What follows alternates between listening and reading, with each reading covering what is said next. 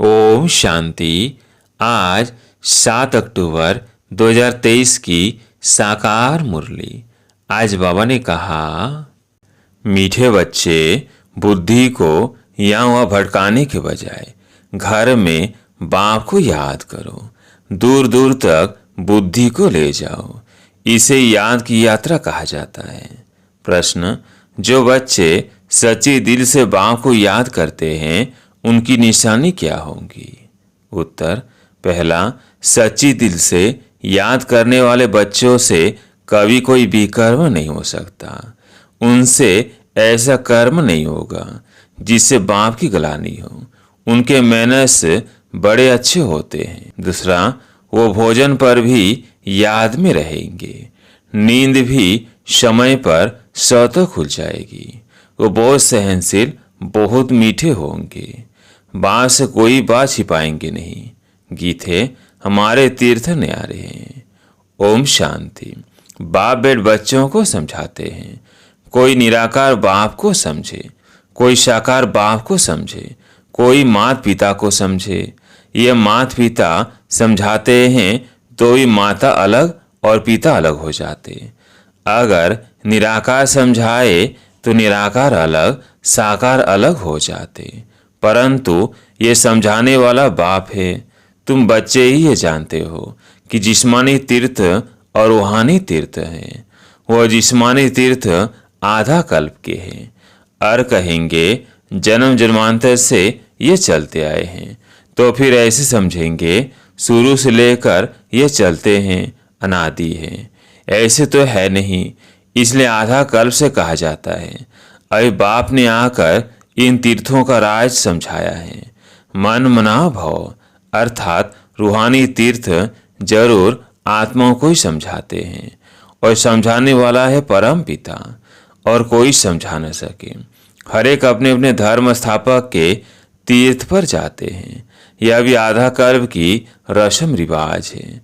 सब तीर्थ करते हैं, परंतु वो कोई को सदगति दे न सके। खुद ही घड़ी घड़ी तीर्थों पर जाते रहते। अमरनाथ, बद्रीनाथ तरफ बरस बरस तीर्थ करने निकलते, फिर चारों धाम करते हैं। अब ये रूहानी तीर्थ शिव तुम जानते हो। रूहानी सुप्रीम बाप ने समझाया है, मन मना भाव और जिस्मानी तीर्थ आदि सब छोड़ो, मुझे याद करो तो तुम सच्चे सच्चे स्वर्ग में चले जाएंगे। यात्रा माना आना जाना, वो तो अभी ही होता है। सतयुग में यात्रा होती नहीं। तुम हमेशा के लिए स्वर्ग आश्रम में जाकर बैठेंगे। यहाँ तो सिर्फ नाम रख देते हैं, वास्तव में स्वर्ग आश्रम यहाँ होता नहीं।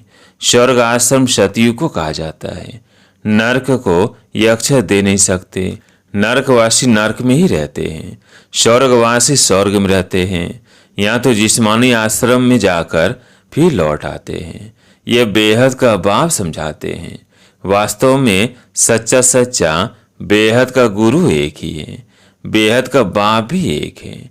बल कहते हैं आगाखां गुरु, परंतु वो कोई गुरु नहीं है। सदगति दाता तो नहीं है ना। अगर सदगति दाता होता तो खुद भी गति सदगति में जाए। उनको गुरु नहीं कहेंगे। ये तो सिर्फ नाम रख दिए हैं। सिख लोग कहते हैं सदगुरु काल। वास्तव में सत काल एक ही परमात्मा है, जिसको सदगुरु भी कहते हैं। वही सदगति करने वाला है। इस्लाम में बौद्धि या ब्रह्मा आदि नहीं कर सकते, बल कहते हैं गुरु ब्रह्मा, गुरु विष्णु। अब गुरु बल ब्रह्मा को कहा जाए, बाकी गुरु विष्णु, गुरु शंकर तो हो न सके। गुरु ब्रह्मा का नाम है जरूर, परंतु ब्रह्मा गुरु का भी तो गुरु होगा ना। सत श्री अकाल का तो फिर कोई गुरु नहीं, वो एक ही सदगुरु है। बाकी और कोई गुरु या फिलोसोफर या स्पिरिचुअल नॉलेज देने वाला है नहीं, सिवाय एक के। बुद्ध आदि तो अपनी पिछाड़ी सबको ले आते हैं। उनको रजतमो में आना ही है। वो कोई सदगति के लिए नहीं आते हैं। सदगति दाता एक का ही नाम वाला है, जिसको फिर सर्वव्यापी कहते हैं। फिर गुरु कहने की क्या दरकार है? हम भी गुरु, तुम भी गुरु। हम भी शिव तुम भी शिव, इनसे तो कोई पेट नहीं भरता। बाकी हाँ, पवित्र है इसलिए उनका मान होता है, सदगति दे नहीं सकते। वो तो एक ही है जिसको सच्चा सच्चा गुरु कहा जाता है। गुरु तो अनेक प्रकार के हैं। सिखलाने वाले उस्ताद को भी गुरु कहते हैं। यह भी उस्ताद है, माया से युद्ध करना सिखलाते हैं। तुम बच्चों को त्रिकालदर्शीपन की नॉलेज है, जिससे तुम चक्रवर्ती बनते हो। सृष्टि के चक्र को जानने वाले ही चक्रवर्ती राजा बनते हैं। ड्रामा के चक्र को वह कल्प वृक्ष के आदि मध्य अंत को जानना बात एक ही है। चक्र की निशानी बहुत शास्त्रों में भी लिखी हुई है। फिलॉसफी की किताब अलग होती है। किताबें तो अनेक प्रकार की होती है। यहाँ तुमको कोई किताब की दरकार नहीं। तुमको तो जो बाप सिखलाते हैं वो समझना है। बाप की प्रॉपर्टी पर तो सब बच्चों का होता है, परंतु स्वर्ग में सबको एक जैसी प्रॉपर्टी तो नहीं होगी। राजा ही है उनकी जो बाप का बना। बाबा कहा थोड़ा भी ज्ञान सुना तो हकदार हो जाते, परंतु नंबर वार कहाँ विश्व के महाराजा, कहाँ प्रजा दास दासियां, ये सारी राजधानी स्थापन हो रही है। बाप का बनने से स्वर्ग का वर्षा तो जरूर मिलता है। वर्षा मिलता है बाप से। यह नई बातें होने कारण मनुष्य समझते नहीं। बाप समझाते हैं सतयुग में विकार है नहीं। माया ही नहीं तो विकार कहाँ से आए। माया का राज्य शुरू होता है द्वापर से।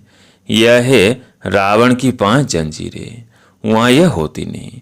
जास्ती डिस्कस नहीं करना है। वो है संपूर्ण निर्विकारी दुनिया। बाकी बच्चे पैदा होने की, गद्दी पर बैठने की, महल आदि बनाने की जो रस्म रिवाज होगी वह जरूर अच्छी ही होगी, क्योंकि स्वर्ग है। बाप समझाते हैं बच्चे, इस रूहानी यात्रा में तुम्हें निरंतर बुद्धि योग लगाना है। यह बहुत सहज है। भक्ति मार्ग में भी सवेरे उठते हैं। ज्ञान मार्ग में भी सवेरे उठ बाप को याद करना है और कोई किताब आदि पढ़ना नहीं है। सिर्फ बाप कहते हैं मुझे याद करो, क्योंकि अब छोटे बड़े सबका मुंह सामने खड़ा है। मरते समय कहते हैं भगवान को सिमरो। अंतकाल अगर भगवान को नहीं सिमरेंगे तो स्वर्ग में जा नहीं सकेंगे। तो बाप भी कहते हैं मन मना भव। इस देह को भी याद नहीं करना है। हम आत्मा एक्टर है, शिव बाबा की संतान है। लगातार याद में रहना है। वैसे छोटे बच्चों को तो नहीं कहेंगे कि भगवान को याद करो। यह सबको कहना पड़ता है, क्योंकि सबको बाप के पास जाना है। बाप से ही बुद्धि योग लगाना है। कोई से लड़ाई झगड़ा नहीं करना है। यह बड़ा नुकसान कारक है। कोई कुछ कहे सुना अनसुना कर देना है। सामना नहीं करना चाहिए। जो लड़ाई हो जाए, हर बात में सहनशील भी होना चाहिए। और फिर समझना है बाप बाप भी है, धर्मराज भी है। कुछ ही बात है तो तुम बाप को रिपोर्ट करो, फिर धर्मराज के पास पहुंच ही जाएगा और सजा के भागी बन पड़ेंगे। बाप कहते हैं मैं सुख देता हूँ, दुख अर्थात सजाएं धर्मराज देते हैं। मुझे सजा देने का अधिकार नहीं है। मुझे सुनाओ, सजा धर्मराज देंगे। बाप को सुनाने से हल्का हो जाएंगे, क्योंकि यह फिर भी राइट हैंड है। सदगुरु का निंदक ठोर ना पाए। जजमेंट तो धर्मराज ही देंगे कि किसका दोष है। उनसे कोई छिप नहीं सकता। कहेंगे ड्रामानुसार भूल की, कल पहले भी की होगी, परंतु इसका मतलब यह नहीं है कि भूल करते ही रहना है। फिर अभूल कैसे बनेंगे। भूल हो जाए तो क्षमा मांगनी होती है। बंगाल में किसका पैर आदि लग जाता है तो झट क्षमा मांगते हैं। यहाँ तो एक दो को गाली देने लग पड़ते हैं। मैनर्स बहुत अच्छे होने चाहिए। बाप सिखलाते तो बहुत हैं, परंतु समझते नहीं तो समझा जाता है इनका रजिस्टर खराब है। निंदा कराते रहते हैं तो पद भ्रष्ट हो जाएंगे।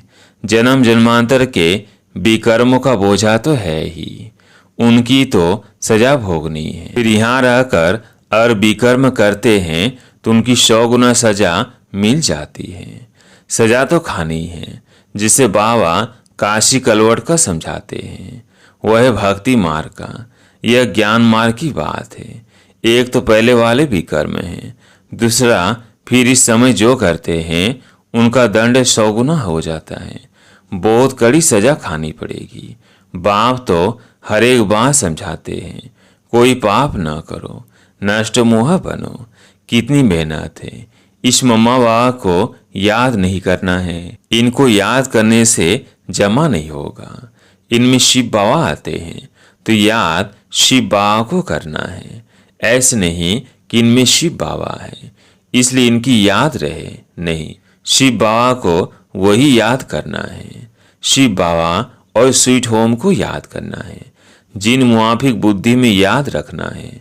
शिव बाबा वहाँ रहते हैं। शिव बाबा यहाँ आकर सुनाते हैं, परंतु हमको याद वहाँ करना है, यहाँ नहीं। बुद्धि दूर जानी चाहिए, यहाँ नहीं। यह शिव बाबा तो चला जाएगा। शिव बाबा इस एक में ही आते हैं। मम्मा में उनको देख ना सके। तुम जानते हो यह बाबा का रथ है, परंतु इनके चेहरे को नहीं देखना है। बुद्धि वहाँ लटकी रहे। यहाँ बुद्धि रहने से इतना मजा नहीं आएगा। यह कोई यात्रा नहीं हुई। यात्रा की हद तुम्हारी वहाँ है। ऐसे नहीं कि बाबा को ही देखते रहो, क्योंकि इनमें शिव है। फिर ऊपर जाने की आदत छूट जाती है। बाप कहते हैं मुझे वहाँ याद करो, बुद्धि योग वहाँ लगाओ। कई बुद्धू समझते हैं कि बाबा को ही बैठ देखें। अरे बुद्धि को स्वीट होम में लगाना है। शिव बाबा तो सदैव रात पर रह न सके। यहाँ आकर सिर्फ सर्विस करेंगे। सवारी ले सर्विस कर फिर उतर जाएंगे। बैल पर सदैव सवारी हो नहीं सकती, तो बुद्धि वहाँ रहनी चाहिए। बाबा आते हैं, मुरली चलाकर चले जाते हैं। इनकी बुद्धि भी वहाँ रहती है। रास्ता बरोबर पकड़ना चाहिए, नहीं तो घड़ी घड़ी गिर पड़ते हैं। यह तो थोड़ा समय है। इनमें शिव बाबा ही नहीं होगा तो याद क्यों करेंगे। मुरली तो यह भी सुना सकते हैं। इनमें कभी है, कभी नहीं है। कभी रेस्ट लेते हैं, तुम याद वहाँ करो। कभी कभी बाबा ख्याल करते हैं। ड्रामानुसार कल पहले आज के दिन जो मुरली चलाई थी वही जाकर चलाऊंगी। तुम भी कह सकते हो कि कल पहले वहां से जितना वर्षा लिया था उतना ही लेंगे। शिव बाबा का नाम जरूर लेना पड़े, परंतु ऐसे किसको आएगा नहीं। बाप जरूर याद आएगा। बाप का ही परिचय देना है। ऐसे नहीं सिर्फ इनको बैठ देखना है। बाबा ने समझाया है शिव बाबा को याद करो, नहीं तो पाप हो जाएगा। निरंतर बाप को याद करना है, नहीं तो बीकर विनाश नहीं होंगे। बड़ी मंजिल है, मासी का घर थोड़ी है। ऐसे नहीं भोजन पर पहले याद किया फिर खलास। ऐसे भोजन खाने लग पड़े, नहीं, सारा समय याद करना पड़े। मेहनत है। ऐसे थोड़ी ही ऊंच पद मिल सकता है। तब तो देखो करोड़ों में 8 रत्न पास होते हैं। मंजिल बड़ी भारी है। विश्व का मालिक बनना है। यह तो किसकी बुद्धि में नहीं होगा। इनकी बुद्धि में भी नहीं था। अब ख्याल किया जाता है 84 जन्म किसको मिलते हैं। जरूर जो पहले आते हैं वह लक्ष्मी नारायण। यह सब विचार सागर मंथन करने की बात है। बाप समझाते हैं हाथ काट दे दिल बांट दे। बल धंधे आदि में रहो, परंतु निरंतर बाप को याद करते रहो। यह है यात्रा। तीर्थों पर जाकर फिर लौटना नहीं है। तीर्थ बहुत मनुष्य करते हैं। अब तो वहां पर भी गंद हो गया है। नहीं तो तीर्थ स्थान पर कई वैशाल्य नहीं होते। अभी कितना भ्रष्टाचार है। एक धनी तो कोई है नहीं, झड़ गाली देने लग पड़ते। आज चीफ मिनिस्टर है, कल उनको भी उतार देते। माया की मूर्त बन जाते हैं। पैसे इकट्ठे करेंगे, मकान बनाएंगे, धन की बिछाड़ी चोरी करने लग पड़ते हैं। तुम अब स्वर्ग में जाने की तैयारी कर रहे हो, वही याद आना चाहिए। धारणा भी होनी चाहिए। मुरली लिख कर फिर रिवाइज करनी चाहिए। फुर्सत तो बहुत रहती है। रात को तो बहुत फुर्सत है, रात को जागो तो आदत पड़ जाएगी। जो सच्चा सच्चा बाबा को याद करने वाला होगा उनकी आंखें आप ही खुल जाएंगी। बाबा अनुभव बताते हैं कैसे रात को आंख खुल जाती है। अभी तो नींद के लिए और ही पुरुषार्थ करते हैं। हाँ, स्थूल काम करने से भी शरीर को थकावट होती है। बाबा का रथ भी देखो कितना पुराना है। विचार करो, बाबा पति दुनिया में आकर कितनी मेहनत करते हैं। भक्ति मार्ग में भी मेहनत करते थे, अभी भी मेहनत करते हैं। शरीर भी पतित तो दुनिया भी पतित। बाबा कहते हैं मैं आधा कल्प तो बहुत आराम करता हूँ, कुछ भी ख्याल नहीं करना पड़ता है। भक्ति मार्ग में बहुत ख्याल करना पड़ता, इसलिए बाप को रहमदिल गाया हुआ है। Ocean of knowledge, ocean of bliss कितनी महिमा करते हैं। वही बाप अभी हमको पढ़ाते हैं और कोई पढ़ा ना सके। अच्छा, मीठे मीठे सिकिलते बच्चों प्रति माता पिता बाप दादा का याद प्यार और गुड मॉर्निंग। रूहानी बाप की रूहानी बच्चों को नमस्ते। हम रूहानी बच्चों की रूहानी बाप दादा को याद प्यार गुड मॉर्निंग नमस्ते नमस्ते। धारणा के लिए मुख्य सार। पहला पॉइंट है, किसी का भी सामना नहीं करना है। कोई कुछ कहे तो सुना अनसुना कर देना है। सहनशील बनना है, सदगुरु की निंदा नहीं करानी है। दूसरा पॉइंट है, अपना रजिस्टर खराब होने नहीं देना है। भूल हो जाए तो बाप को सुनाकर क्षमा मांग लेनी है। वहाँ ऊपर याद करने की आदत डालनी है। आज प्यारे मीठे बाबा का वरदान, साइलेंस की शक्ति द्वारा जमा के खाते को बढ़ाने वाले श्रेष्ठ पद के अधिकारी भव। जैसे वर्तमान समय साइंस की शक्ति का बहुत प्रभाव है, अल्पकाल के लिए प्राप्ति करा रही है, ऐसे साइलेंस की शक्ति द्वारा जमा का खाता बढ़ाओ। बाप की दिव्य दृष्टि से स्वयं में शक्ति जमा करो, तब जमा किया हुआ समय पर दूसरों को दे सकेंगे। जो दृष्टि के महत्व को जानकर साइलेंस की शक्ति जमा कर लेते हैं, वही श्रेष्ठ पद के अधिकारी बनते हैं। अनेक चेहरे से खुशी की रूहानी झलक दिखाई देती है। आज के स्लोगन, अपने आप नेचुरल अटेंशन हो तो किसी प्रकार का टेंशन आ नहीं सकता। अपने आप नेचुरल अटेंशन हो तो किसी प्रकार का टेंशन आ नहीं सकता। अच्छा, ओम शांति।